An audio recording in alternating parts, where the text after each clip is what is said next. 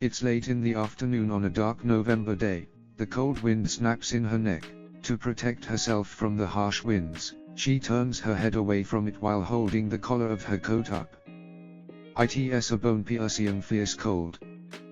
The destination she is going to is about a 20-minute walk, and now she wishes there was some sort of transportation to that place, had a car or bike, but her preference would be a snowmobile. That would be the best choice of transportation for this climate and deep snow-covered roads. Maybe in the future I have to think about purchasing one, she thought. However, it was her own choice to live in the outbacks of Canada. It felt like the safest option at the time, far away from it all. Now a hint of regret settled in. How tough, she could only choose a few places to live in protective custody. Now she wishes she had chosen a more warmer and friendly climate. Earlier that day the phone rang, which was rather weird. Nobody should have had this number yet, only her handler should have had it, and he wouldn't call now or for nothing if it wasn't absolutely necessary. She also have been here for less than a week. All alone, and no one knew she was here. Everything was cared for and carefully planned out for her to escape her abusive relationship with a very powerful and wealthy man. It wasn't physical abuse, it was all about control. He decided where to go, what to wear, and even what to say, and mostly what not say on parties and social gatherings. Mostly this entailed keeping her mouth shut. He owned her like the cars he owned, a garage full of high-end expensive objects he barely took out for a spin. As a big spender but an even bigger earner, her man could make her feel like a queen. He made her believe he could buy her the world, and in certain ways he could. That all chanced within a year after she moved in. As his house in Italy was big and filled to the rim with all she ever needed or could wish for, and if she desired anything he would buy it for her, even gave her a considerable large allowance to keep the house running.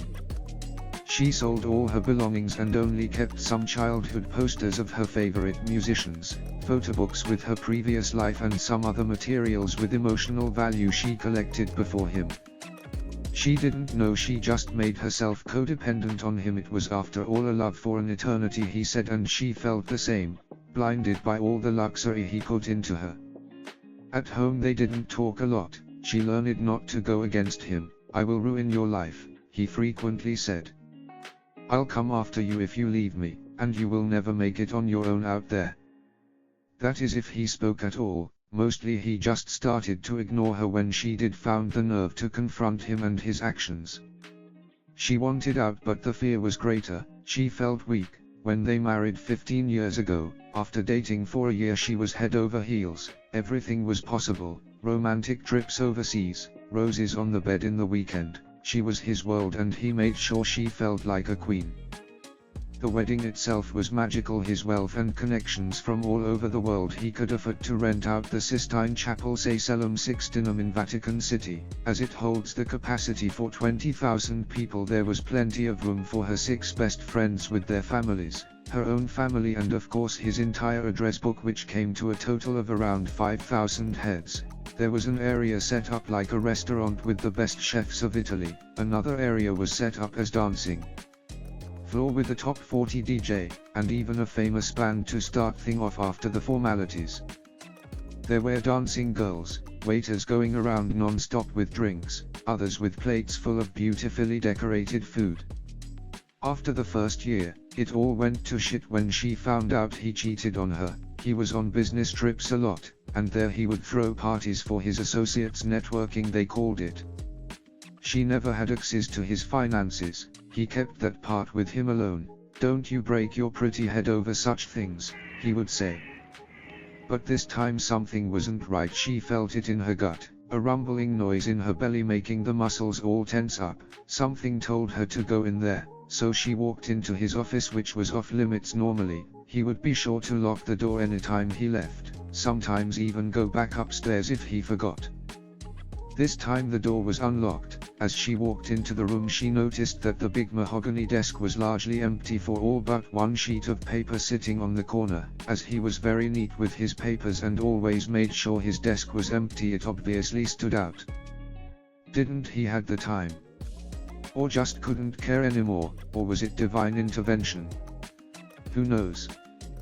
While approaching the desk she noticed it was his latest credit card slip from his last trip to the city of Rotterdam in the Netherlands.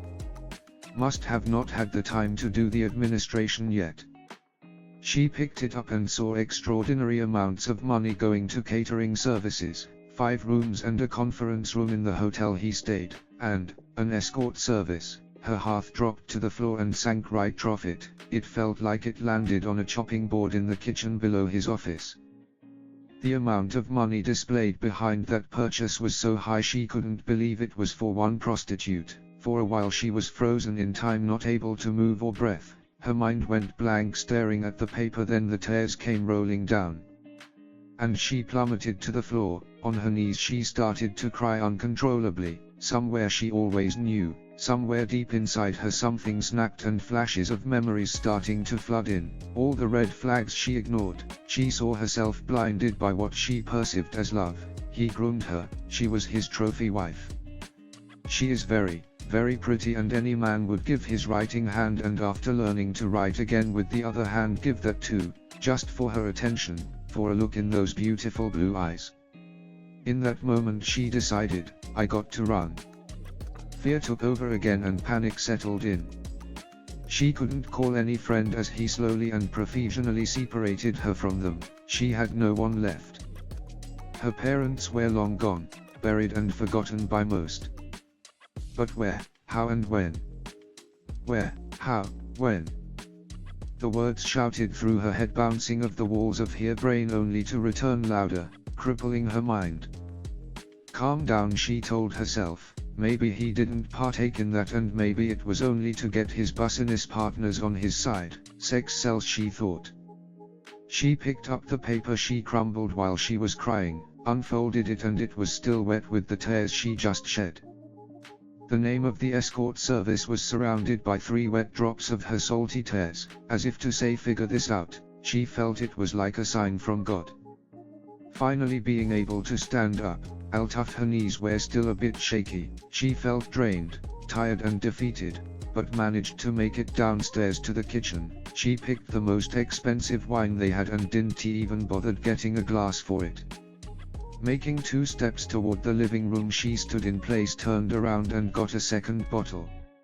She sat on the sofa in the enormous living room, halfway down the first bottle of wine, feeling numb and slightly intoxicated. It gave her enough fortitude to start figuring this out. On her tablet, she typed in the name of the hotel, opened another window, and looked for the escort service. Of course, it was a top-end establishment. She made an email address similar as the business email of her husband, yet slightly different. As she had the credit card slip, she decided to first call the hotel to ask for the invoice as it seemed to have been lost in the mail. After telling the receptionist it must have been a typo in the email address, they corrected it and sent it again. She did the same with the escort service. Apparently it wasn't that uncommon, these things were booked on business accounts. And who would have thought that a ruse of playing a secretary over the phone would work? It was actually pretty easy, she thought.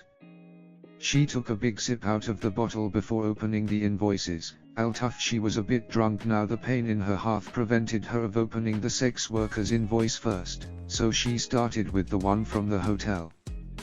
The 5 rooms were separately put on name. The first room displayed the name of her husband. The others 3 rooms were put in names she didn't recognize, but the last name stood out. She knew who that was, and she couldn't believe it that this man would entertain in these practices. What and why would a man of his stature do there and take the risk that he took to involve himself with an escort service, she thought. It could ruin his career and swift public opinion. He risked it all. Why?